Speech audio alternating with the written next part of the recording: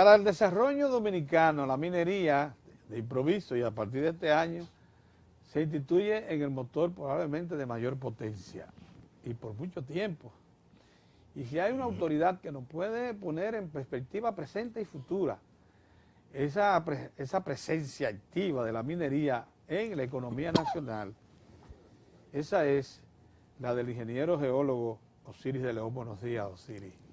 Buenos días, Cava, buenos días a todo el país. Complacido de estar con usted acá conversando sobre un tema tan importante para el presente y el futuro de la República Dominicana como es la industria minera. Mire, el propósito de este conversatorio, que no es una entrevista propiamente, sino un conversatorio de reportero con el experto, es pasar revista a los proyectos mineros en explotación, incluyendo Alcoa, que está exportando de nuevo bauxita, que ahora está en manos de una empresa extranjera, pero lo que era Alcoa Exploration Company se incorporó a la minería. Pero hay 4 proyectos más que están extrayendo mineral y procesando mineral. El propósito es ponerlos en perspectiva presente, determinar qué daños pueden causar al ambiente, como se ha venido diciendo y denunciando en determinados grupos, incluyendo la iglesia, una parte de la iglesia católica, y determinar también si eso nos deja más beneficios que negatividades a la economía nacional. Eso es lo que queremos sacar en claro al final de este conversatorio. Comencemos por el proyecto más reciente, la explotación del oro, la plata y en una segunda etapa cobre y zinc del consorcio Barrick Gold Corp allá en Pueblo Viejo, Los Cacaos, Montenegro y alrededores, que son los depósitos que se identificaron desde los tiempos de Rosario Dominicana allá en Cotuí. Bueno, la explotación ya hemos visto que se inició, la exportación comercial se inició el día 1, aunque se está exportando de enero, aunque se está exportando desde noviembre pasado. Van 27 embarques a la fecha. Partamos de que hubo un entendimiento. No entremos en los asuntos del contrato. Entremos en los asuntos que nos interesan a nosotros dos, porque somos dos promotores de la minería. ¿Cuál es en este momento el proceso que se utiliza allí? ¿Cómo se remueve el material? ¿De qué manera hay compromiso de reponer materia orgánica que se haya removido? La riqueza que eso tiene, lo que puede significar para la economía. Bien, la minería metálica en la República Dominicana es un proceso de extracción a cielo abierto. No es subterránea porque el mineral está cerca de la superficie. Siempre que un determinado mineral, metálico o no metálico, está cerca de la superficie, se prefiere esa metodología porque es de más fácil acceso, es más segura, es menos costosa y es más fácil de corregir cualquier anomalía que se pueda presentar durante el proceso.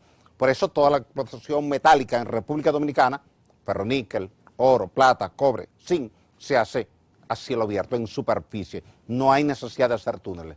Ahora bien, para el caso de extraer el oro y la plata, que mucha gente se pregunta, pero si voy a la mina y no veo el oro, ¿dónde está el oro? El oro es una partícula microscópica que está atrapada dentro de una molécula de pirita. La pirita es un sulfuro de hierro cristalizado, que tiene un átomo de hierro y 2 átomos de azufre. Pero también hay esfalerita, que es un sulfuro de zinc, que tiene un átomo de zinc y un átomo de azufre. ¿Qué quiere decir esto? Que cuando ellos llegan al frente minero, hacen una perforación, cargan un agente explosivo, nitrato de amonio, mezclado con fuel oil, se produce la detonación, se fractura la roca. Y esa roca fracturada es cargada a un camión, se lleva a una trituradora, se rompe en pedazos pequeños, una correa transportadora, lo lleva a una trituradora secundaria, de ahí va a molienda hasta llegar a tamaño de arena. Y una vez que está en tamaño de arena es atacada con cianuro de sodio. El cianuro tiene la particularidad de que disuelve el oro y la plata, lo convierte en una solución líquida. Y a partir de ahí usted filtra eso, lo clarifica, bota esa arena, la manda a la presa de Colas y usted se queda con el líquido. Permítame una pequeña interrupción. ¿Desde cuándo existe se identificó el cianuro como un separador eficiente y probablemente el único eficiente que se conoce desde entonces hasta hoy para separar el oro y la plata de cualquier otro. ¿Desde cuándo? Desde hace más de 100 años. Recuerde que los alquimistas en la Edad Media siempre estuvieron buscando cómo convertir el plomo en oro y cómo recuperar el oro que era tan pequeño que no lo podían extraer por otra metodología. Comenzaron primero probando con el mercurio y hacían una amalgama, porque el mercurio tiene la particularidad también de disolver el oro y colocarlo dentro del cuerpo del mercurio. A partir de ahí después se descubrió que el cianuro tenía la particularidad. Eso fue en el siglo XIX. Sí, que tenía pero lo que quiero determinar, y esto es un recado a los ambientalistas y a los fundamentalistas que quieren que todo recurso de oro y plata, cobre y zinc, cualquier mineral se quede enterrado antes que extraerlo, que nunca se ha conocido que el cianuro usado para tales fines no sea separable o puesto a prudente distancia de los humanos para que no haga daño. Mire, es importante que la comunidad ambiental nacional e internacional esté consciente, Cava, que si no tuviésemos oro, no tuviéramos el desarrollo tecnológico del mundo de hoy. Esas cabras de televisión trabajan con chip, que son de oro. Su teléfono celular trabaja con chip, que son de oro.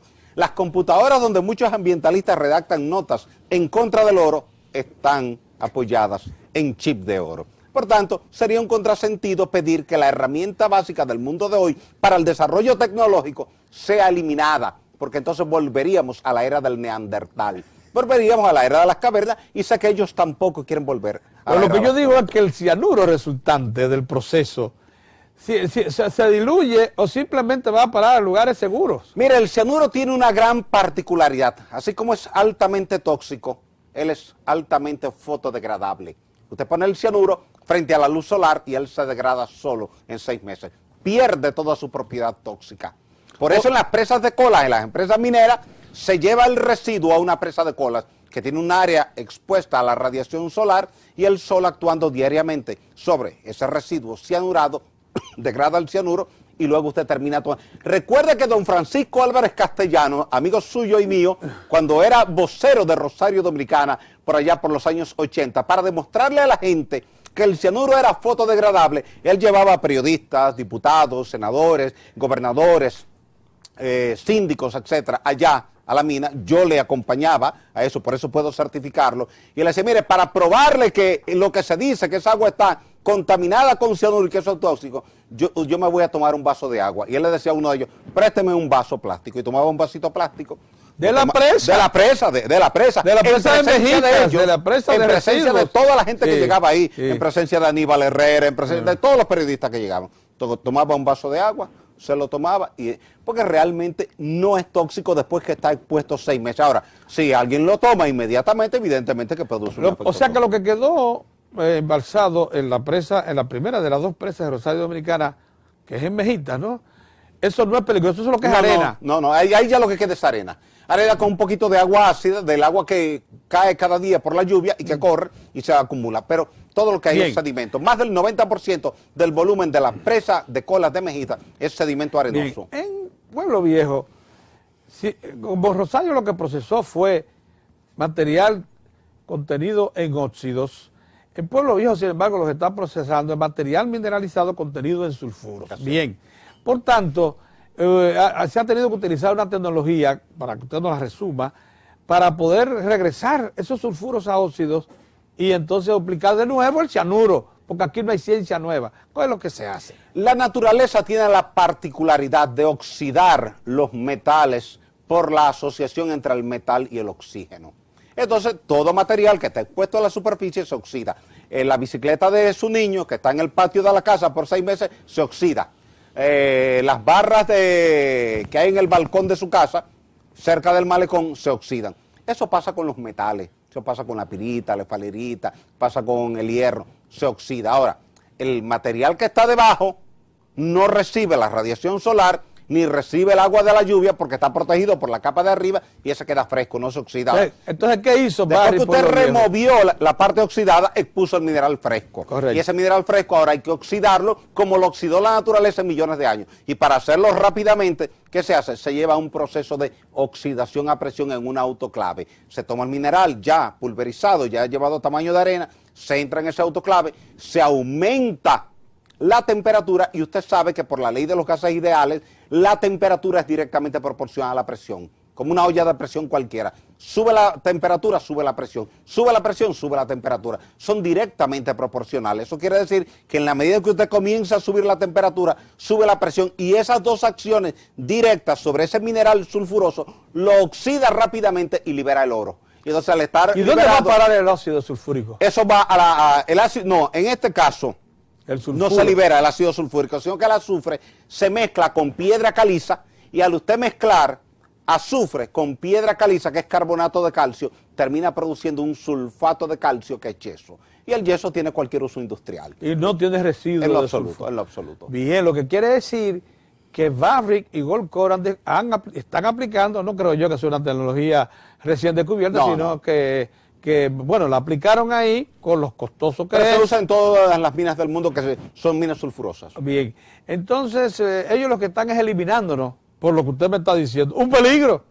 En cierto modo sí, porque cuando en una mina usted tiene una capa que está mineralizada con sulfuro fresco, pirita, esfalerita, calcopirita, entonces cuando el agua entra en contacto con ese mineral sulfuroso, le oxida, pero al oxidarlo libera el azufre. Y el azufre combinado con el agua da ácido sulfúrico. Y ese ácido sulfúrico es lo que acidifica el agua. Por eso usted va y mide el pH y es muy bajo. Ahora, cuando usted removió esa capa para procesarla en una planta metalúrgica, ya el mineral no está presente en el suelo y en consecuencia usted está quitando de la superficie de la tierra un cuerpo que si no hubiese tenido la debida atención ambiental hubiese sido un foco de contaminación.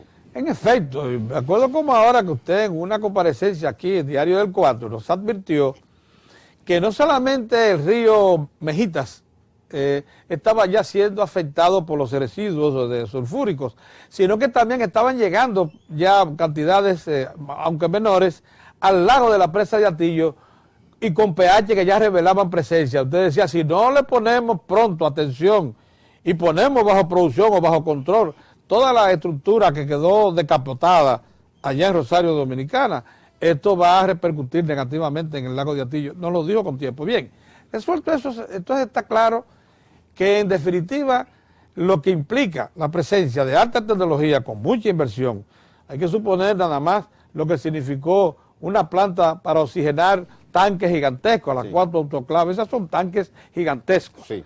El dinero que 37 metros de largo por 7 metros de diámetro. Cada tanque.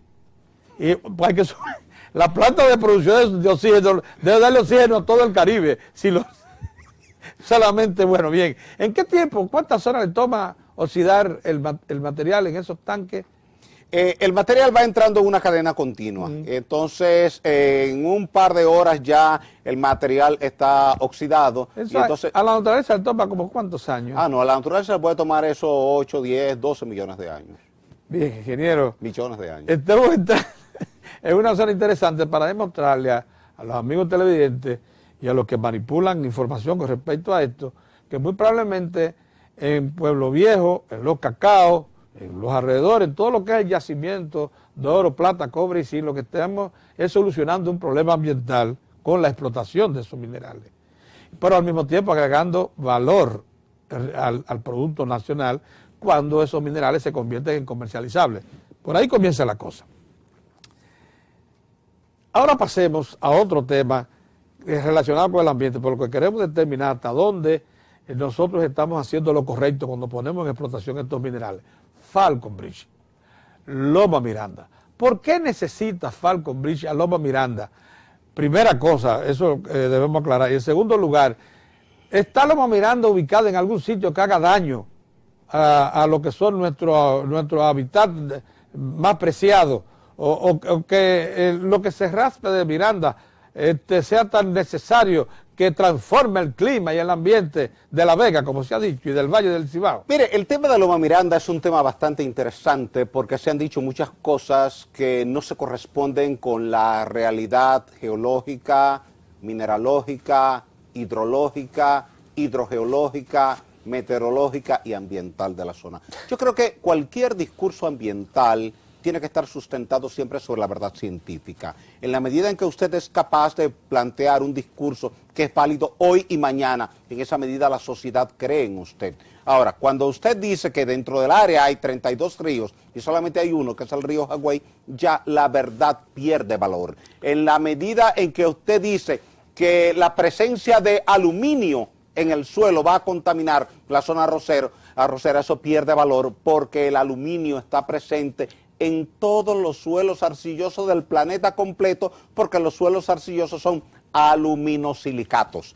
O sea, decir que el aluminio en el suelo contamina el suelo es lo mismo que decir que la hemoglobina en la sangre contamina la sangre. Caramba. Que no es verdad. Entonces, hay mucha gente que de buena fe, con buena intención, con el mejor deseo, quiere plantear un discurso de protección al medio ambiente, pero sin el debido conocimiento científico, mineralógico, hidrogeológico, y entonces eso hace que su discurso pierda fuerza. Lo primero que dicen es que van a implantar una mina ahí. Ahí no se va a implantar una mina. No, ahí lo que se va a hacer es remover el material, transportarlo a la planta de Bonao, como se hace en la zona de Loma Ortega, y no es verdad que eso tenga que ver con el clima. Mire, si usted compara el área deforestada por una actividad minera en Bonao, en La Vega... En Loma Ortega. En Loma Ortega, por ejemplo. Y la compara con el área deforestada en Santo Domingo, donde tenemos el área urbana. ¿Quién ha deforestado más en el país? ¿El urbanismo o la minería? Vaya a ver la deforestación en Santiago, la deforestación en La Vega, por un asunto de expansión urbana, ha sido 20 veces superior a la deforestación en La Vega por la explotación minera en Loma Ortega. Entonces, yo creo que no es justo cargarle el cambio de temperatura a una actividad minera cuando en el mundo entero, desde el año 94, cuando nos reunimos por primera vez en Sao Paulo, en el Instituto de Pesquisas Espaciales de allá, de San José dos Campos, una reunión mundial para discutir la preocupación que había por el tema del cambio climático. Aquella reunión era convocada por el IPCC, era el panel intergubernamental para el cambio climático, que ya estaba advirtiendo a todos los países que había un efecto de calentamiento en todo el planeta. Entonces no creo que sea justo, que sea sensato cargarle el incremento de temperatura a la actividad minera. En Loma Ortega ya prácticamente concluyó los trabajos de extracción, le queda muy poco tiempo. Más del 50% del área minada ha sido reforestada. La que no ha sido reforestada son los frentes abiertos. Los mismos campos de arroz que se dijeron que iban a desaparecer están ahí. Pero claro, al pie de Loma Ortega. Y hoy día son mayores que 20 años atrás. Y hoy día son mayores. Son mayores que 20, entonces. Sí, porque se extendió el cultivo. Pero evidentemente. Es más, Loma Miranda está al lado de Loma Ortega. Claro. Y tienen también arrozales a sus cercanos. O sea, el discurso, mire, yo soy tan preocupado como el que más por el medio ambiente, y a usted le consta. Porque desde que Balaguer nos nombró en la Comisión Nacional para el Medio Ambiente, hemos estado trabajando en el tema minería, medio ambiente. Y hemos tenido que escribir muchos trabajos sobre ese tema. Y yo creo que uno siempre debe predicar con la verdad. Y con cuando se dice que con el agua del río Jagüey se irrigan 122,000 tareas, es faltarle a la verdad, porque el arroz necesita 1.5 litros de agua por segundo por cada hectárea. Entonces usted necesita para irrigar una zona de 122,000 tareas, un río que le aporta exclusivamente para eso 12 metros cúbicos por segundo, y el río Jagüey tiene medio metro cúbico por segundo. Entonces usted necesita, oiga bien, 24 ríos como el Jagüey para usted irrigar una zona arrocera como esa. Mucho menos decir que por la Loma de Miranda, por ahí pasan los ríos Jima y Camú. No, el río, está muy distante. Eso dijo el diputado por Jarabacoa, el líder de la bancada del Partido Reformista. Ramón Rogelio Genao. Y también, quizás alguien le suministró la información y también el obispo Camilo. Creo que esas informaciones siempre hay que verificarlas. Siempre es bueno ir al campo, verificarla, ir con un plano cartográfico. Pero él es de allá, por favor. Lo que yo creo es que en esto hay una mezcla entre sentimiento social, populismo y desconocimiento. Y entonces cuando se mezclan esas tres variables, el resultado final no es el mejor. También el deseo, que es el caso del senador por La Vega y del obispo católico de La Vega, de mantener su feligresía satisfecha con un discurso que se le asemeje.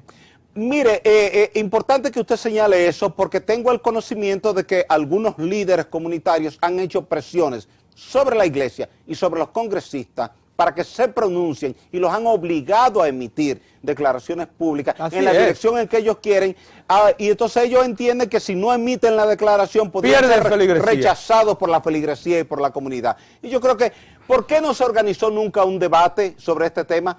¿Por qué los legisladores que se oponen al tema Miranda no fueron al PNUD con una posición técnica? Porque yo creo en eso, yo creo mucho en el debate técnico y siempre he dicho que esto lo que había que hacer era debatirlo ampliamente en un seminario de un día o de 2 días para ver quiénes tenían argumentos sólidos que había que tomar en cuenta. Aclarado ese tema, ¿por qué necesita Falconbridge los recursos en Miranda mineralizados? Porque necesita mezclar mineral de alta ley con mineral de baja ley para tener una ley promedio que le permita. ¿Qué cantidad de minerales hay en Miranda? En Miranda hay unos casi 20 millones de toneladas métricas de mineral. Que por cierto se concentra en unas 333 hectáreas de una área loma pequeña, sí, es una área de pequeña. Una loma que puede tener la parte que se va a minar realmente es alrededor de 2 kilómetros cuadrados, de unos 4 kilómetros en total que están definidos, pero la explotación se va a concentrar en un área de 2 kilómetros cuadrados. Pero además, la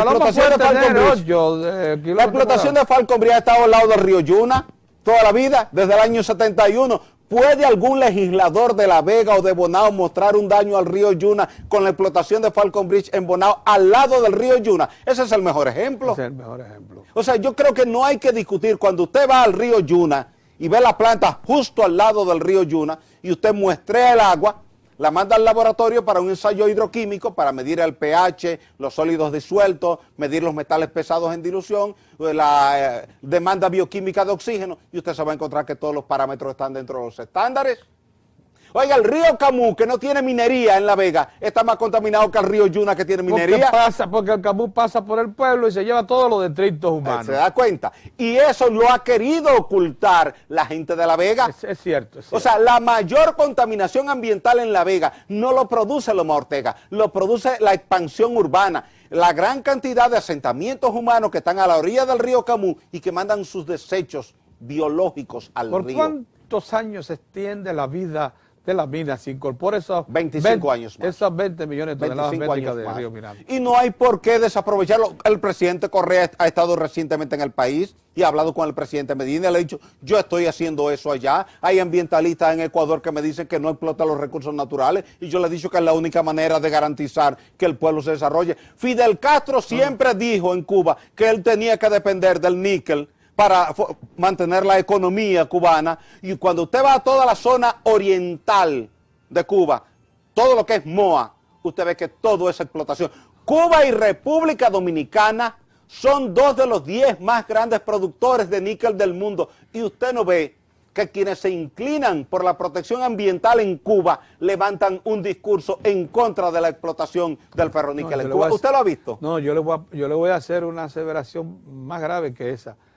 Los procubanos de aquí, que rechazan a Loma Miranda y fundamentalmente no son capaces de saber que allá en Cuba se ejecutó una acción en mucho mayor profundidad, porque la minería de níquel cubana es más vieja y ha penetrado más y ha dependido más la economía del níquel cubano que en el caso dominicano, y entonces no protestan por la de Cuba. Eso es lo que veo, hay un contrasentido. Hay gente que desde aquí defiende todo lo que se hace en Cuba, pero cuestiona que aquí esa es una izquierda que anda buscando seguidores y entonces los busca a cualquier precio. Pero podemos conseguir seguidores predicando la verdad. Yo prefiero seguir predicando la verdad. Ahora pasemos a otras 2 explotaciones recientes.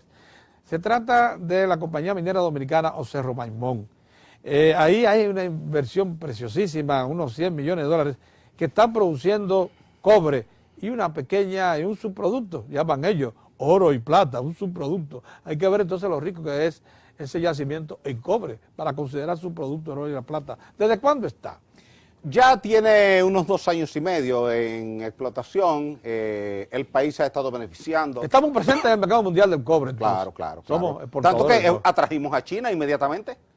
China. Que China nos vio como productores de cobre, vino para acá. Y compró la mina. Yo quiero participar en ese proyecto y terminó comprando Además de ser la receptora de todo el cobre que sale del Cerro Maimón. Y quiere seguir participando en otros proyectos en el país. Así. ¿Qué quiere decir esto? Que nosotros estamos en el mapa mundial de la minería. Aunque somos un país muy pequeñito, de 48.442 kilómetros cuadrados, todos los países que compran metales nos ven a nosotros como uno de los grandes productores de metales del mundo, porque estamos entre los primeros 10 en níquel y estamos entre los primeros 10 de oro y plata. Quiere decir que nosotros tenemos ese privilegio de la naturaleza y en consecuencia ese dinero lo que hay que hacer es invertirlo en el desarrollo económico del país. También unos australianos, claro, produciendo oro y plata. En las lagunas. En la antigua presa de Cola de Rosario, que se llama La Laguna. ¿Qué explotan ahí? Ahí están los residuos del proceso de explotación de oro en la etapa de transición. Cuando terminaron los óxidos, que tuvimos que entrar a procesar un mineral, mitad óxido, mitad sulfuro, que luego fue siendo ya un cuarto óxido, 3/4 sulfuro, ¿entiendes? La recuperación era muy baja, apenas se recuperaba el 25% del oro contenido en el mineral. ¿El 75%? Y el 75% se fue allá. A la cola. Claro, pero ya está barrenado, está explotado con dinamita, está triturado de forma primaria, triturado de forma secundaria y molido. En consecuencia, toda la etapa básica y costosa del proceso está cubierta. ¿Y qué es lo que hace la empresa australiana? Tomar el material, entrarlo en un proceso que ellos desarrollaron, recuperan el albión, sacan el oro y la plata y ya lo que queda es un residuo menor. En consecuencia... Ahí se está exportando oro ya. Claro, y estamos hablando de reservas que pueden estar en el orden de los 800.000 onzas a 1 millón de onzas. Entonces, eso es importante. Más 5 millones de onzas de plata. Además de la plata. Y eso es importante para la economía dominicana. Yo creo que el gobierno dominicano debe prestarle mucha atención a la minería, porque la minería, como le está haciendo Correa en Ecuador, como le está haciendo Raúl Castro en Cuba, como le está haciendo Evo Morales en Bolivia, oiga bien, los países que predican el socialismo están dependiendo hoy día de la minería. ¿Y por qué nosotros no podemos depender de la minería? No, el señor Correa nos dijo aquí una expresión que usted había pronunciado aquí en Diario del 4 hace unos meses. Dijo, mire, el ser humano provoca mayor daño al ambiente que la explotación minera. Pero eso es verdad, yo lo he dicho y lo he escrito muchas veces. Lo he escrito y se lo he dicho a la comunidad ambiental. Y lo he dicho en varios programas donde me han cuestionado cuál debe. Mire, la mayor parte de la contaminación ambiental mundial la produce el ser humano. La minería es responsable del 2% de la contaminación mundial. Rápidamente, entonces nos falta un quinto proyecto que está también en explotación ahora mismo. Se reactivó la extracción de alúmina allá en Cabo Rojo, allá en Pedernales. A $8 la tonelada se contrató. Eso lo que significa es extraer el material así como está. Sí, la bauxita, es esa tierra roja que la gente ve en las Mercedes y el aceitillar, es una mezcla de 3 minerales. Gipsita, bohemita y diáspora. Entonces, esto se procesa para extraer la alúmina. Pero no se procesa ahí. No. Ahí se extrae la tierra como cuando usted va y busca tierra negra para el jardín suyo. Lo mete en un camión y la pone ahí y la lleva a un proceso. Y la lleva entonces a un barco. Sí, la lleva a un barco, la exporta y llega a una planta. Mediante el proceso Bayer se extrae la alúmina, que es un trióxido de aluminio. O sea que lo único que aportamos aquí es material. Sacar la tierra y exportarla. Solamente. Y ahí nos quedan 30 millones de toneladas métricas. ¿Cómo? Sí, 30 millones. A $8. A $8 la onza. Échale el bollo. Sí, eso ayuda mucho al desarrollo de la provincia de Pedernales. Ahora entiémosle a una cosa que sí le va a interesar mucho a los amigos televidentes. ¿Cuál es el valor que tiene todo ese oro que hay en Pueblo Viejo? Todo ese oro que se está extrayendo de las lagunas y todo el oro que pudiera extraerse también como secundario en Cerro Maimón. Aproximadamente. Mire, las reservas mineras que tenemos hoy día en oro, plata, ferroníquel, cobre y zinc están en el orden, al día de hoy, al precio de los metales de hoy, cerca de 65.000 millones de dólares. Ahí hay bastante dinero para apoyar el desarrollo económico del país por los próximos 25 años. 65.000 millones de dólares. ¿A precio de hoy? A precio de hoy. Si los precios siguen subiendo, eso puede llegar en algún momento a 100.000 millones de dólares. Y las expectativas del mercado mundial, Cava, son que el precio del oro siga subiendo. Porque hoy día es una referencia monetaria, no solamente metálica, sino monetaria, que es distinto, tiene más valor. ¿En qué momento se encuentra a nivel de perspectiva presente y futura en los mercados internacionales el precio del níquel? El precio del níquel no ha estado en su mejor momento en los últimos 3 años. Aunque supera los porque 12 llegó a dólares. estar en $22 la libra, Aquella pero vez. por una saturación del mercado se cayó el precio, hubo un exceso de oferta, porque precisamente por aquel teorema de la telaraña, como dicen los economistas, y usted es un manejador a cabalidad de la economía, sabe bien que cuando hay un bien que sube en el mercado, todo el mundo quiere producir ese bien. Y entonces llega una saturación del mercado que tumba el precio. Eso fue lo que aconteció en el 2007-2008, Sí. cuando los precios alcanzaron los Claro, 22. y por eso Falcon hizo una parada mundial. Paró toda su producción. Pero en a ese nivel momento mundial. aportó al Estado dominicano, por efecto del contrato Sí. vigente, en unos 500... Cerca de $500 millones aportó. 500 millones de dólares. Claro. Si el precio del níquel volviese a colocarse cerca de $20 la libra, el Estado podría recibir de esa explotación cerca de 400 a 500 millones de dólares por año. Por año, y aún reduciendo a la mitad, y es previsible, sin embargo, que si se incorpora Loma Miranda a la reserva de Falcon Bridge, estos vuelvan otra vez a producir al 100%, pero por año, si usted promedia desde que se revisó el contrato, que en 1988 a la fecha, Falcon Bridge ha promediado no menos de 80 millones de dólares anuales, desde entonces. Y el Estado lo que necesita son recursos de todos los sectores. Y la minería puede ser uno de esos aportes de la economía dominicana. Por eso fue importante que el presidente Correa viniera. Como él tiene una ideología socialista, y aquí se predica desde otro lado, para que vean cómo allá los socialistas están viendo en la minería la garantía del desarrollo económico. Mire, antes de irnos, porque parecería que usted y yo no creemos en los ambientalistas. Sí, sí creemos. Los ambientalistas estuvieron en su momento, es lo cierto, cuando plantaron resistencia a la explotación del oro y la plata, fundamentalmente oro contenido en una sección de cuarzo a orillas del río Yuna, cuando Minera Hispaniola Sí. presentó su solicitud. Explíquenos eso rápidamente para que se vea cuándo sí el aspecto ambiental debe anteponerse a cualquier otro. Cuando Minera Hispaniola le planteó al presidente Joaquín Balaguer en la década de los 90 a explotar en la zona que está cerca de la confluencia entre el río Yuna, el río Blanco y el río Las Avispas, aquello nos llegó a la Comisión Nacional para el Medio Ambiente, lo evaluamos y al ver la ubicación que estaba allí, que tenía mayor potencial hidrológico que minero, porque estábamos hablando de reservas por debajo de 1 millón de onzas de oro, entendimos que no tenía sentido social, ambiental, económico ni político autorizar una explotación minera en una zona que es de vital importancia en términos de producción de agua. Y le recomendamos al presidente Balaguer que el cuarzo casi se podía ver desde la orilla del río, muy pegado al río, evidentemente, sí, iba a afectar. No, iba a afectar al río y entendimos que no procedía, y por eso la recomendación de la Comisión Nacional para el Medio Ambiente, que en ese entonces el director ejecutivo era el doctor Antonio Tomén, un gran ambientalista, que sí tenía una visión muy clara respecto a qué se podía hacer y qué no se podía hacer, porque nunca lo vio con fundamentalismo, sino con la verdad científica. Y así es que se debe predicar la filosofía ambiental. Como el oro, la plata, el cobre, el zinc, se concentran en lo que yo llamo el distrito minero central. El distrito minero. Que va desde provincia La Vega, provincia Monseñor Noel, provincia Sánchez Ramírez y provincia de Monte Plata. Eso es un distrito minero. Eso es envidiable para cualquier país. Eso es zona suavemente alomado, eso no es cordillera. Por eso se requiere un plan de ordenamiento territorial, porque si aquí hubiese un plan de ordenamiento territorial, esa zona hubiese sido caracterizada como distrito minero y se hubiese dado prioridad a la actividad minera. A mí me da pena. ¿Ve la importancia de un plan de ordenamiento territorial? No, y no solamente eso, me da pena que nosotros hayamos aprobado una estrategia nacional de desarrollo por los próximos 30 años o 20 años y eso no aparezca consignado como tal.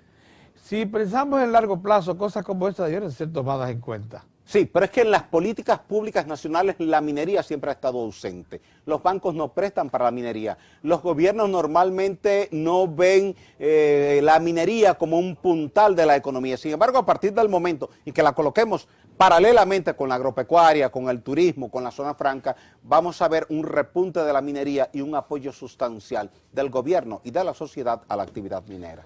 Ingeniero, ¿cuánto agradecemos esta comparecencia? Que mucho ha contribuido a precisar, a aclarar lo que es nuestro presente minero y de cómo el medio ambiente puede considerarse tranquilo, Porque lo que están haciendo, por lo que usted nos ha dicho, hasta el momento, las explotaciones mineras, es liberándonos de problemas ambientales. Claro, y además uno tiene el compromiso de velar por la protección ambiental sin que eso sea un obstáculo al desarrollo y sin que el desarrollo se vaya a convertir en un temor, un peligro para el medio ambiente. Porque peligro hubiese sido dejar toda la zona decapotada antigua de Rosario Dominicana, que ahora es Pueblo Viejo y Los Cacaos, con ácido sulfúrico en superficie. Así es. Lo mismo que en la presa de la laguna, haber dejado todo ese ácido sulfúrico ahí depositado, sin explotar. Así es. Eso sí era peligroso. Oigan cómo son las cosas de la vida, ¿eh?